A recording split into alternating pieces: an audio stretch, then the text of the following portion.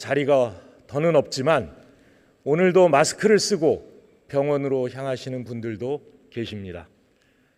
주말도 없고 밤낮이 바뀌었지만 오늘도 확진자 동선 추적에 나서는 분들도 계십니다.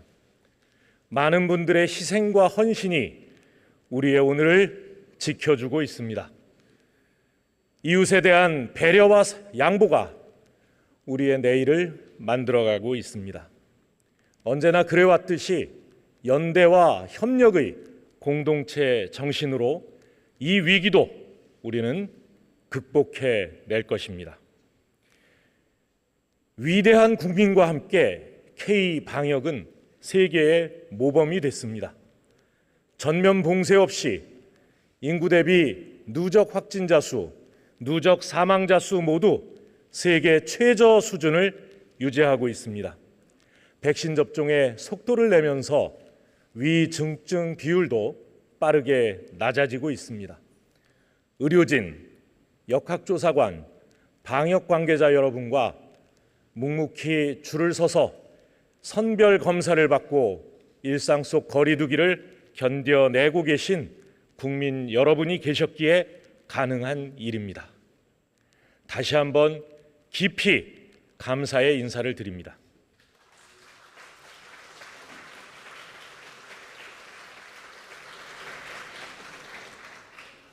카불의 기적이 전 세계를 감동시켰습니다.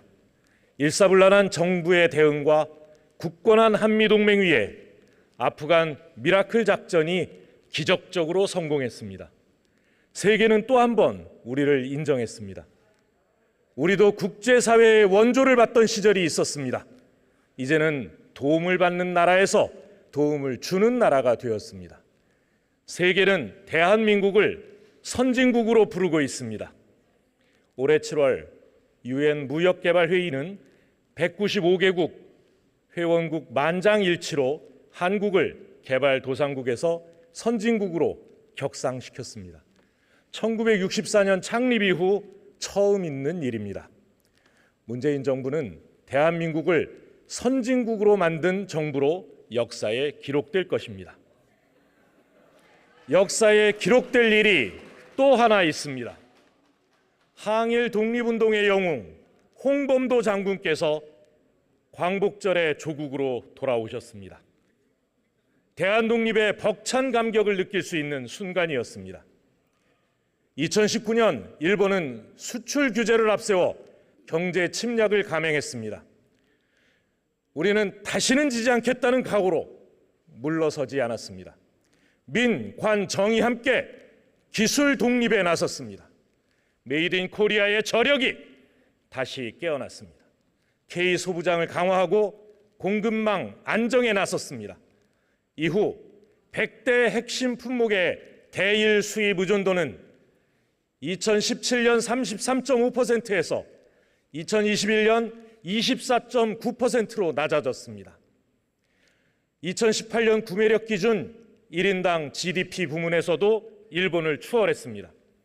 2020년 국가 경쟁력 종합 순위와 국가 신인도 역시 일본을 앞섰습니다. 역사는 문재인 정부를 해방 이후 75년 만에 일본을 넘어선 정부로 기록할 것입니다.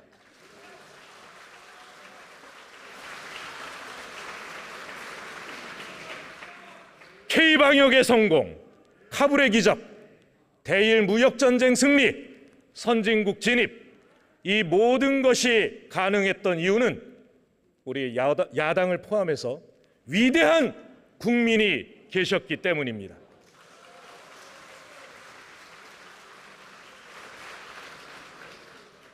국민 여러분, 문재인 정부의 지난 4년은 위대한 국민과 함께 선진국에 진입하기 위한 도약의 시간이었습니다.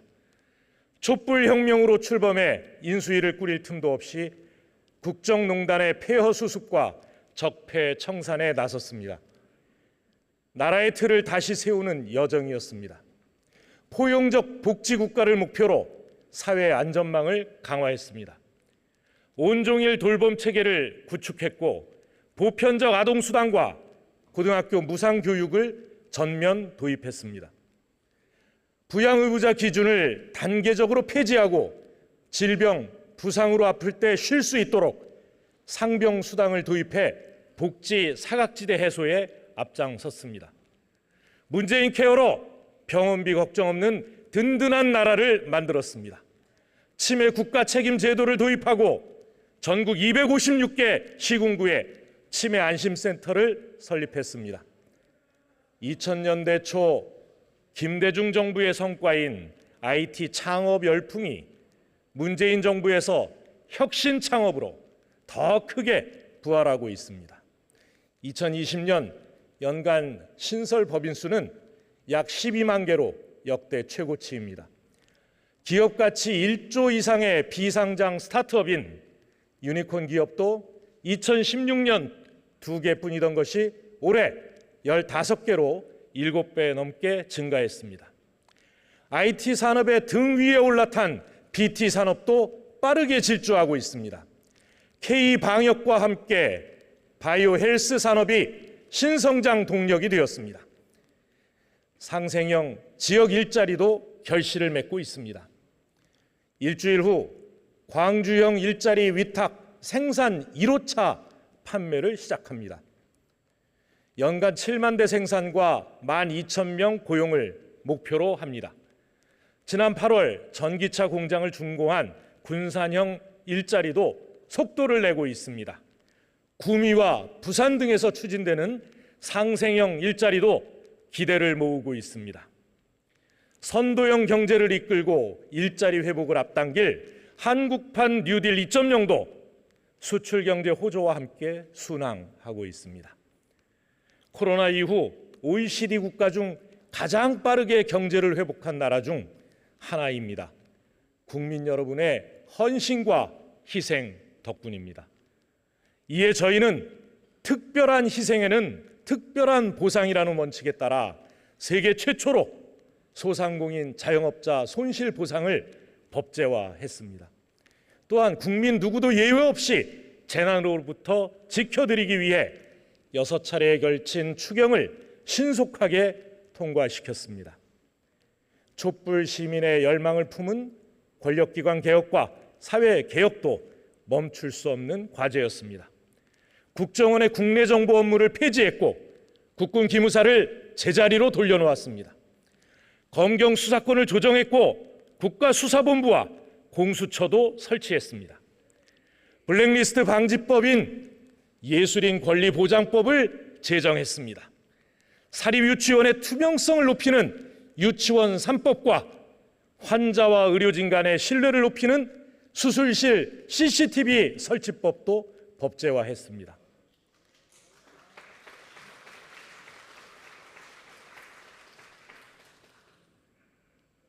세계 6위 군사 대국을 만들었습니다.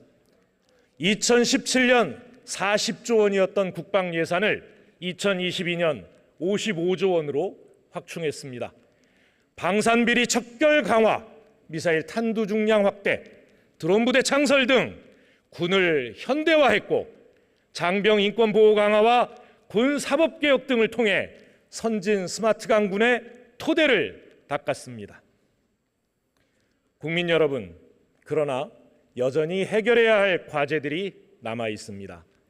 부동산 문제는 국민과 정부 모두의 아픈 손가락이 됐습니다.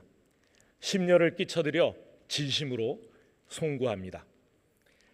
1가구 1주택자의 부담은 더 줄이고 공급을 대규모로 확대해 나가되 투기 수요는 확실히 차단하겠습니다. 생애 주기에 맞춘 주거 국가 책임제를 도입하겠습니다. 금수저, 흙수저 논란이 시작된 지도 벌써 10년이 넘었습니다. 정치권에 대한 청년 여러분의 비판 달게 받겠습니다. 청년 세대를 위한 몇 가지 대책이 실행됩니다. 반값 등록금을 중산층까지 확대해 등록금 부담을 나누고 저소득층 청년에게는 월세를 지원해 주거 부담을 덜어드리겠습니다. 2030 청년 세대를 위한 주택 특별 공급 대책도 내놓았습니다. 하지만 여전히 많이 부족합니다. 청년의 미래를 위해 모든 역량을 쏟겠습니다.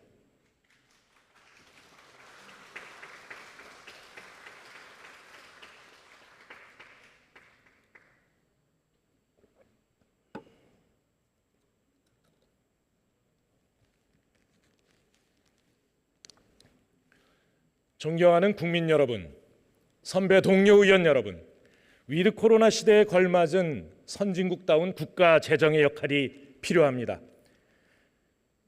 내년이면 한 해 예산 600조 시대가 열립니다. 선진국에 진입해서 마주하는 새로운 숫자입니다. 일각에서는 나라 빚이 1000조가 넘는다며 위기를 말씀하십니다. 그 우려는 깊이 새기겠습니다. 그러나 여러분 모두가 아시는 것처럼 대한민국 국가 채무는 OECD 국가 최저 수준입니다. 국가 신용 등급도 일본보다 2단계 높은 AA를 기록하며 역대 최고치를 유지하고 있습니다. 선진국에는 선진 재정 정책이 필요합니다. 개발도상국일 때와는 차별화된 재정 전략을 수립해야 합니다. 코로나 장기화에 대비하는 위드 코로나 예산, 방역에 협조해 주신 소상공인을 위한 손실보상과 피해 지원 예산, 아동수당, 돌봄 책임 확대를 위한 포용적 복지 예산, 청년 일자리 예산, 선도국가 도약을 위한 첨단 산업 예산 등 적당히보다 과감히가 필요합니다. 회복과 도약 그리고 코로나 국난 극복을 위해 선진국다운 국가 재정의 역할을 거듭 촉구합니다. 존경하는 선배 동료 의원 여러분, 코로나와의 전쟁이 길어진 만큼 국회도 제 역할을 해야 합니다. 10월 말이 되면 국민 70%가 2차 접종까지 끝마칠 것입니다. 이제는 위드 코로나 시대를 대비해야 합니다. 공공병원의 확대와 인력 확충, 위중증 환자 집중치료 시설 설치, 새로운 방역 체계 구축, 소상공인 피해 보상의 선제적 대처 등 사회 전반의 제도를 개선해야 합니다. 이를 위해 여야가 함께 참여하는 국회 위드 코로나 특위 신설을 제안합니다. 머뭇거릴 시간이 없습니다. 정쟁을 넘어 함께 고민하고 협심해서 이 위기를 극복해 나갑시다.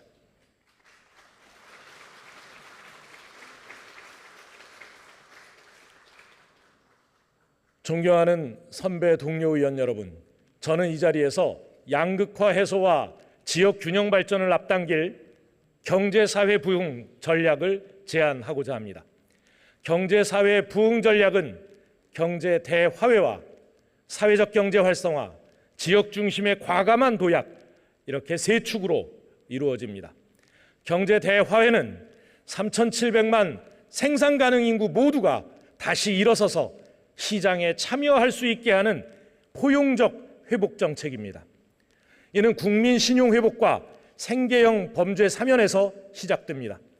코로나 위기 속에서 많은 분들의 공감을 얻으며 이미 추진되고 있습니다.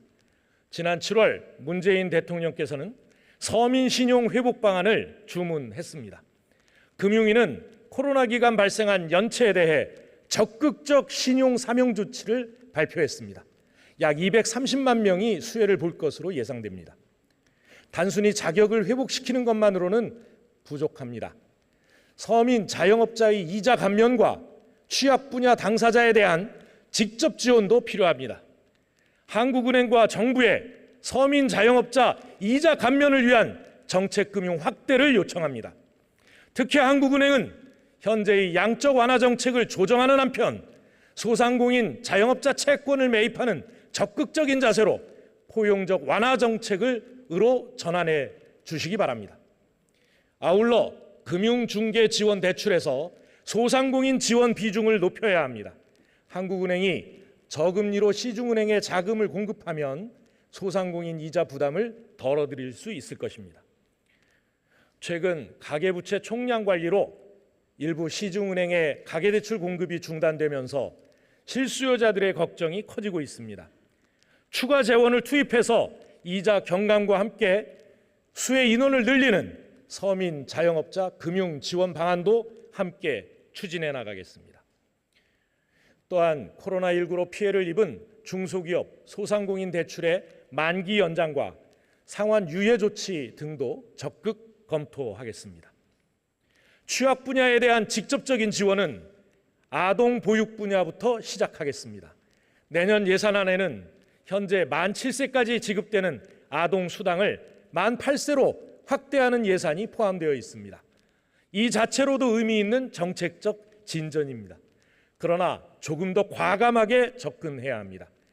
독일, 프랑스, 캐나다 등 아동수당 제도가 있는 국가는 의무 교육기간 또는 최소 노동연령에 해당하는 만 16세 또는 만 18세까지 아동수당을 지급하고 있습니다. 우리도 선진국 반열에 오른 만큼 아동수당을 만 18세까지 점진적으로 확대해 나가야 할 것입니다. 코로나로 극심한 어려움을 겪고 있는 문화예술계와 여행, 숙박업에 대한 직접 지원 사업도 추진하겠습니다. 소비 쿠폰을 제공하는 간접 지원에 더해 공연 제작자와 배우 등 예술가를 직접 지원하는 방안을 마련하겠습니다. 여행업, 숙박업에 대해서도 금융, 재정, 세제 지원 패키지 대책을 서둘러 발표하겠습니다.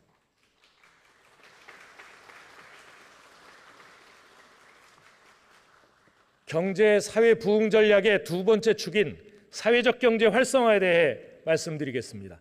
외환위기, 금융위기, 코로나 위기를 거치며 글로벌 시장 경제의 높은 파고로부터 우리 경제를 지켜낼 든든한 경제 방파제의 필요성이 더욱 커졌습니다.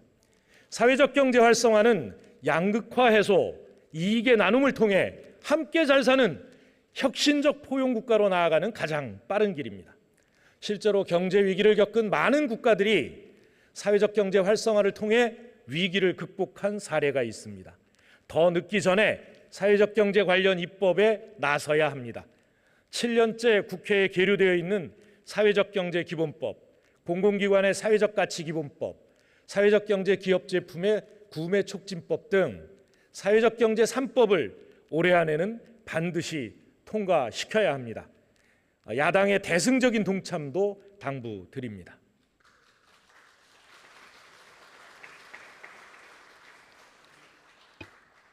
경제사회 부흥 전략의 마지막 축은 지역 중심의 과감한 도약입니다. 코로나 장기화로 지역의 역량이 얼마나 중요한가를 확인할 수 있었습니다. 이제 중앙집중 방식에서 벗어난 지역 중심의 발전 전략이 필요합니다. 충청권 메가시티와 국회 세종의사당 설치, 전북의 새만금 개발 2.0, 광주 전남의 에너지산업 융복합단지, 강원의 수소바이오 에너지 허브, 대구 경북의 그린 물류 규제자육 특구, 부울경 메가시티, 제주의 탄소중립 분산 에너지 특구 등 각 지역의 핵심 사업을 차질 없이 뒷받침하고 2차 공공기관 이전을 반드시 추진하겠습니다. 이를 위해 저희 당내에 지역성장 동력 TF를 구성하고 지역 핵심 과제별 예산과 입법 지원에 나서겠습니다.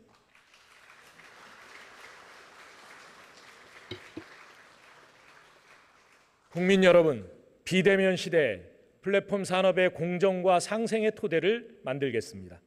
여러분, FANG, 팡을 아십니까? 페이스북, 아마존, 넷플릭스, 구글을 말합니다. 지금까지 인류가 보지 못한 막대한 부를 쌓고 있는 플랫폼 기업들입니다. 최근 글로벌 앱마켓 사업자들이 자사 결제 수단을 강제해서 로컬 기업과 앱 개발자들에게 통행세를 거두려 했습니다. 대한민국 국회는 빅테크 기업의 갑질을 사전에 막고 보다 공정한 플랫폼 경제를 만들기 위해 지난 8월 국회에서 인앱 강제 결제 금지법을 세계 최초로 통과시켰습니다. 이 법이 통과되자 미국의 세계적인 게임 기업 CEO가 나는 한국인이다 라는 트윗을 올리는 등 전 세계 앱 개발자들이 환호했습니다. 그러나 아직 가야 할 길이 많이 남아 있습니다. 소비자, 입점업체의 큰 부담인 약 20%에 달하는 플랫폼 수수료는 아직 해결되지 않았습니다. 좀 더 노력해야 합니다. 플랫폼 사업자와 입점업체 간 기울어진 운동장을 반드시 바로잡겠습니다. 플랫폼 산업이 건강한 생태계를 유지하도록 더불어민주당이 앞장서겠습니다. 국민 여러분, 2050 탄소 중립 사회로의 신속한 전환에 대해 말씀드리겠습니다. 유럽의 살인적인 불볕더위, 뉴욕에 쏟아진 200년 만의 폭우, 기후위기는 이제 재난의 얼굴로 우리에게 다가오고 있습니다. 지구는 인류에게 탄소 기반 시대와 결별을 강요하고 있습니다. 지난해 문재인 대통령은 2050 탄소 중립 비전을 선언했습니다. 탄소 중립은 단순히 온실가스 감축을 뜻하는 것이 아닙니다. 경제, 산업, 에너지 시스템 등 우리 사회 전 분야가 선도 국가로 도약하기 위한 국가 비전인 것입니다. 탄소 중립